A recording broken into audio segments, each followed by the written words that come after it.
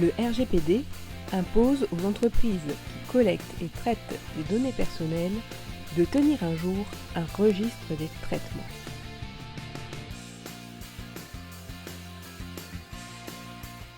Le registre des activités de traitement est prévu par l'article 30 du RGPD.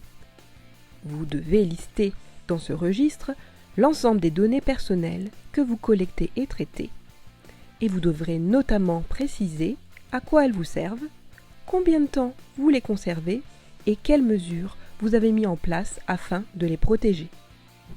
La forme du registre n'est pas imposée. Il peut s'agir d'un fichier Word, Excel ou encore d'un classeur papier. Il existe également des logiciels spécialisés. Vous trouverez un modèle modifiable sous Excel sur le site de la CNIL. Par où commencer ? La première étape consiste à lister les grandes activités de votre entreprise pour lesquelles vous collectez des données. Par exemple, la plupart des entreprises traitent des données pour la gestion de leurs ressources humaines, la gestion de leurs fournisseurs ou encore la gestion de la relation client. Le niveau de détail ne doit pas forcément être fin. Il faut garder à l'esprit que le registre doit être simple à maintenir dans le temps. Pour chacun des traitements listés, vous devrez remplir une fiche de registre avec les informations obligatoires. Vous devrez notamment préciser les finalités du traitement effectué.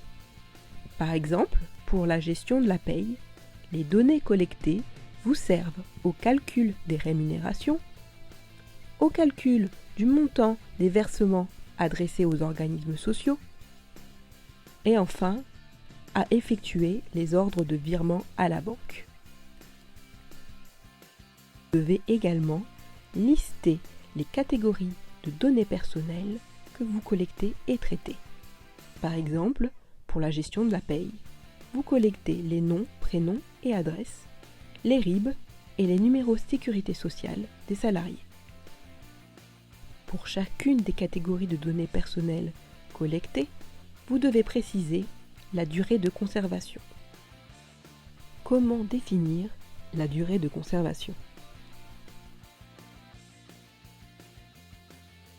La durée de conservation peut être précisée dans des textes de loi ou réglementaires. Cette durée peut aussi faire l'objet de préconisations de la CNIL.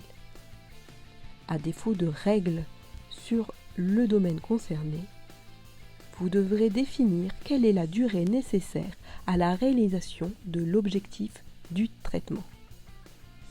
Le RGPD précise que les données personnelles ne peuvent être conservées que pendant une durée n'excédant pas celle nécessaire au regard des finalités.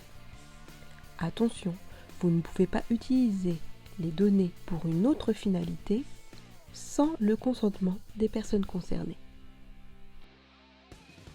Par exemple, concernant la gestion de la paye, le Code du travail impose à l'employeur de conserver un double du bulletin de paye pendant 5 ans. Vous devez également préciser quelles sont les catégories de personnes concernées, quels sont les destinataires des données en interne ou en externe, préciser les mesures de sécurité mises en place pour protéger les données, enfin, le cas échéant, si vous effectuez des transferts hors Union européenne. Vous savez maintenant ce qu'est un registre de traitement, où trouver un modèle et comment remplir une fiche de traitement. Si vous souhaitez plus de contenu sur le RGPD, rendez-vous sur le site tpo360.fr. À bientôt.